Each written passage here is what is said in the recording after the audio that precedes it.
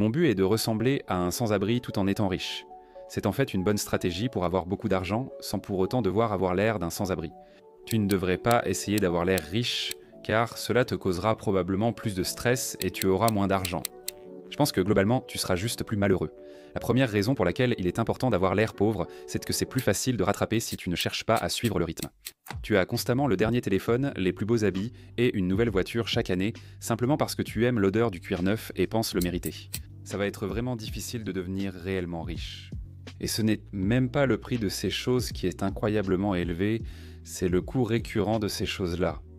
Tu entres dans un état d'esprit où, quand une nouveauté sort, tu la veux, penses la mériter et te fais plaisir en l'obtenant. C'est un cycle où tu dépenses beaucoup ou même un peu pour la nouveauté. Un exemple récent qui me sidère encore, ce sont ces bouteilles d'eau chères qui sortent. Elles coûtent 50, 60 euros. Elles sont à la mode. Tout le monde va en acheter. Ce sont les mêmes bouteilles d'eau qu'à 10 euros. Quelques années plus tard, une autre arrive et les gens retombent dans le même piège, encore et encore. Ça n'a pas beaucoup de sens. En fait, si quelque chose est autant impopulaire, c'est généralement un signe que je ne veux pas l'avoir, parce que tout ce qui est impopulaire est mauvais. Selon une enquête, 78% des Américains vivent au jour le jour, de chèque en chèque. Je ne veux pas faire comme eux, quoi qu'il arrive. Presque tout ce qui est populaire est mauvais.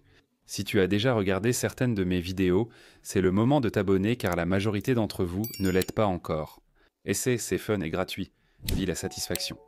C'était l'un des plus grands facteurs qui m'ont permis d'accumuler un peu de richesse. Cette idée d'être simplement satisfait des choses que j'avais, c'est ce qui m'a amené au minimalisme. J'ai réalisé que je tombais dans le piège d'acheter constamment des choses juste pour me sentir bien temporairement. Ce pic de dopamine obtenu en me tournant vers le minimalisme m'a poussé à désencombrer, donner ou vendre mes affaires. Si tu regardes autour de chez toi, tu as probablement tout ce dont tu as besoin pour être heureux et t'épanouir. Souvent, nous ne sommes pas reconnaissants ni satisfaits de ce que nous avons déjà. Une excellente pratique consiste simplement à apprécier tout ce que tu as. Un toit au-dessus de ta tête, des chaussures aux pieds. Des chaussons. Je réalise à quel point je manque de souplesse. Même le plus pauvre en Amérique a de quoi manger et le minimum pour vivre. C'est mieux que la majorité des gens à travers l'histoire. Être satisfait de cela t'économisera des dizaines, voire des centaines de milliers de dollars au cours de ta vie. Tu n'as pas besoin de beaucoup, tu n'as pas besoin de plus de choses pour être plus heureux. Une autre raison pour laquelle il est important d'essayer d'avoir l'air pauvre, c'est que tu n'as pas à essayer d'impressionner les autres. Beaucoup d'entre nous veulent paraître riches et importants, avoir l'impression d'avoir réussi, pour justifier notre existence dans le monde. C'est comme pour dire « Regardez, je ne suis pas un raté. Cette voiture neuve le prouve. Un raté ne l'aurait pas, j'ai réussi. » Peut-être que c'est inconscient, peut-être que ça ne l'est pas, je sais. Pour moi, il m'a fallu des années pour accepter de conduire un vieux Honda CR-V pourri. Pendant de nombreuses années, au début de mon parcours vers la richesse, je voulais avoir une certaine apparence pour impressionner les gens, même si cela n'avait aucune importance pour eux. Mais à la place, j'ai réussi à changer d'état d'esprit, passant de l'envie d'avoir des choses pour montrer que j'avais réussi, à l'envie d'avoir la liberté financière. Mon indicateur personnel de réussite est d'atteindre la liberté financière, indépendamment de l'opinion des autres à laquelle je n'accorde pas trop d'importance. Je n'aurai jamais à rater un match de foot, ni à faire un travail que je n'apprécie pas. Je n'aurai plus jamais à m'inquiéter pour les factures tombent dans ma vie, et pour moi, c'est ça la réussite, même si personne d'autre ne le sait. Par exemple, j'ai des amis qui ont peut-être 30 ans, et tu reçois une prime de 5000 $. Si tu vis pour impressionner, tu achètes une nouvelle voiture, pars en vacances et partages tout sur Instagram. Mais si tu avais investi ces mêmes 5000 $ dans le S&P 500 avec un rendement moyen de 10% jusqu'à la retraite, ça aurait fait 140 000. Ainsi, le coût de ces vacances, de cette voiture plus récente, ou simplement de te faire plaisir, c'est de l'argent qui transforme une vie. Est-ce que c'était vraiment la meilleure utilisation ? Beaucoup de gens se trompent quand ils parlent de vivre de façon frugale. Et cette idée d'avoir l'air pauvre, c'est qu'on n'est pas censé investir en soi. Quand ?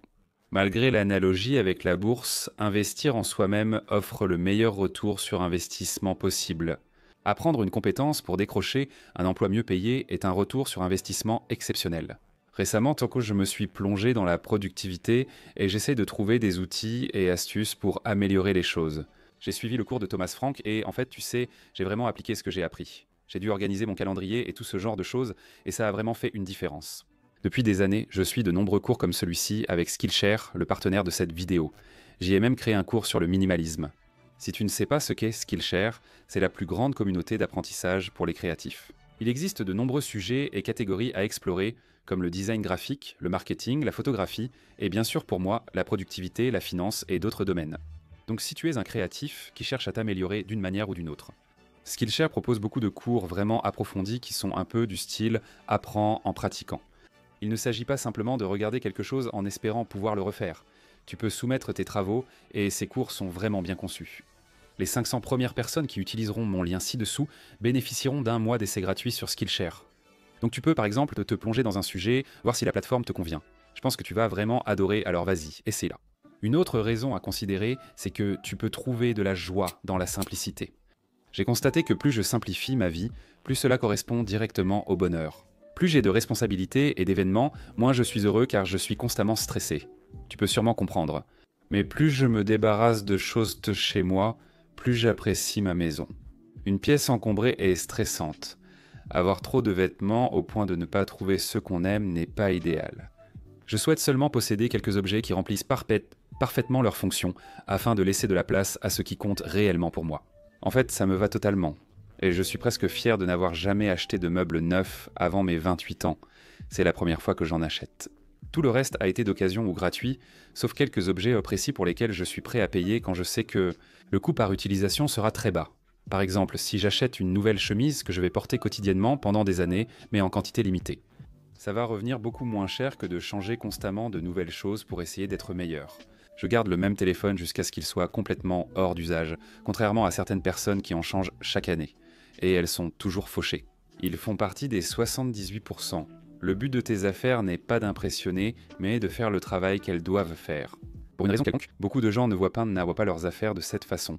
C'est en fait moins cher et évidemment c'est moins cher à rechercher. Je ne crois pas que les gens réalisent que certains grands choix leur coûteront des centaines de milliers d'euros.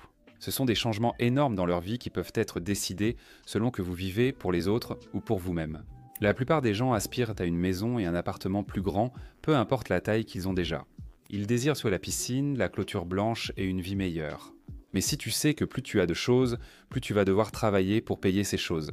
Donc moins tu pourras en profiter, plus tu devras payer de taxes dessus, plus il y aura d'entretien à faire. Tous ces facteurs suggèrent qu'une maison plus petite pourrait en réalité t'apporter plus de satisfaction qu'une plus grande. Avec plus de liberté, tu auras moins de choses à nettoyer et à posséder chez toi. Et tu pourrais en fait vivre et profiter davantage de ta vie. En ayant l'air pauvre et en choisissant d'avoir, tu sais, une maison qui coûte plusieurs centaines de milliers de dollars de moins. Et peut-être que tu pourras travailler un mois de moins par an grâce à cette décision, ou atteindre la liberté financière bien plus tôt.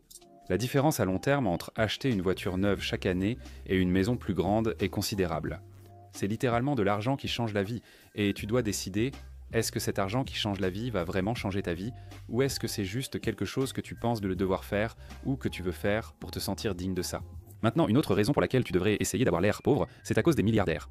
Quand tu regardes les milliardaires et les multimillionnaires, ils n'ont pas besoin d'essayer d'avoir l'air riche. Il y en a quelques-uns qui le font parce qu'ils ont des problèmes d'ego, mais beaucoup d'entre eux portent simplement des vêtements bon marché. Ils ont une voiture ancienne, ils ont une maison ancienne.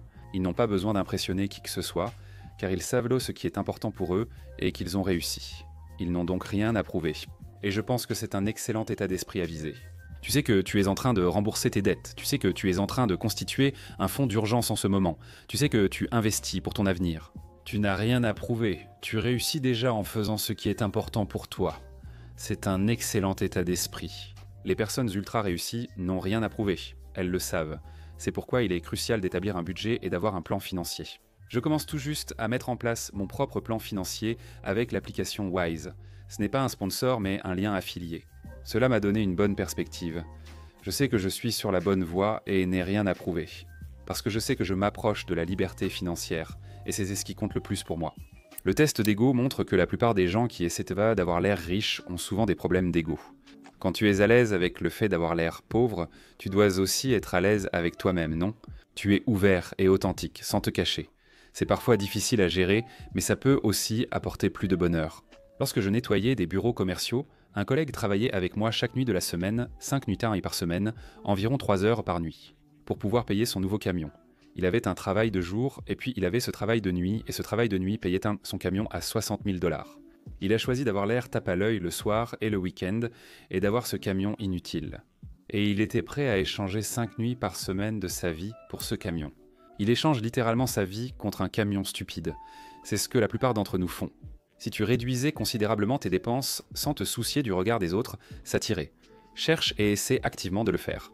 Tu pourrais sûrement travailler un jour de moins par semaine et prendre une semaine de congé supplémentaire par an. Tu pourrais échanger tout ce qui nous entoure contre ta vie. Qui refuserait cet échange? Il suffit simplement de ne pas avoir d'ego. Cela ne signifie pas que tu doives paraître pauvre, négligé ou sale.